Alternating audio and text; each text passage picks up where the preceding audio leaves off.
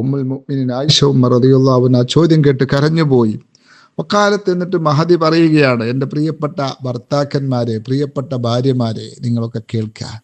ഖാമ ലൈലത്തൻ മിനൽ ലയാലി ഫഖാല, ഒരു ദിവസം രാത്രി ഉറങ്ങാൻ കിടന്ന സ്ഥലത്ത് നിന്നിട്ട് എഴുന്നേറ്റ് നബി തങ്ങൾ പറഞ്ഞു, യാ ആയിഷ, എൻ്റെ പ്രിയപ്പെട്ട ആയിഷു, അള്ളാഹുവിൻ്റെ റസൂലിൻ്റെ പ്രിയപ്പെട്ട പത്നിയാണ്, കൂടെ കിടക്കാൻ വല്ലാത്ത ഇഷ്ടമുള്ള ഭാര്യയാണ്.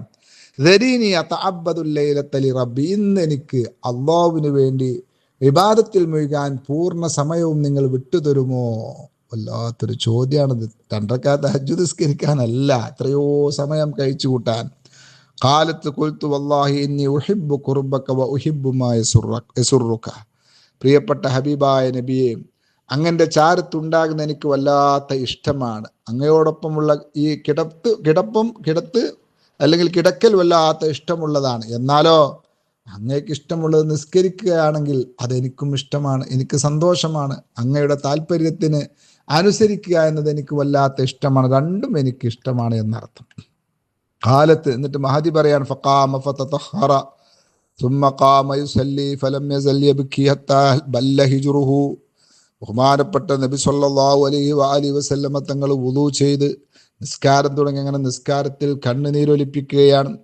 അല്ലാഹ്, എത്രത്തോളം അവിടുത്തെ താടിയെല്ലും അവിടുത്തെ താടിരോമങ്ങളും അവിടുത്തെ മടിയുമൊക്കെ നനയുന്നത് വരെ, എത്രത്തോളം ഭൂമി വരേക്കും നനഞ്ഞുപോയി എന്ന്. മാഷാ അല്ലാഹ്.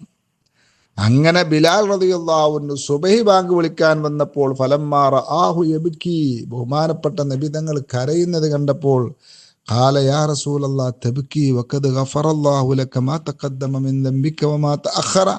കഴിഞ്ഞതും വരാനിരിക്കുന്നതുമായ പാപങ്ങൾ തന്നെ ഇല്ലാത്ത നബി തങ്ങൾ കരയുകയോ? അവിടുന്ന് പറഞ്ഞ മറുപടി എന്താ?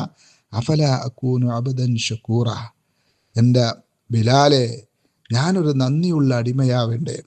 എന്നാ ഹദീസ് ശകലം ഒന്ന് മനസ്സിലേക്ക് കൊണ്ടുവന്നു നോക്ക്. അഫല അകൂനു അബ്ദൻ ശകൂറ, അതൊന്നിങ്ങനെ മനസ്സിലേക്ക് കൊണ്ടുവരാം.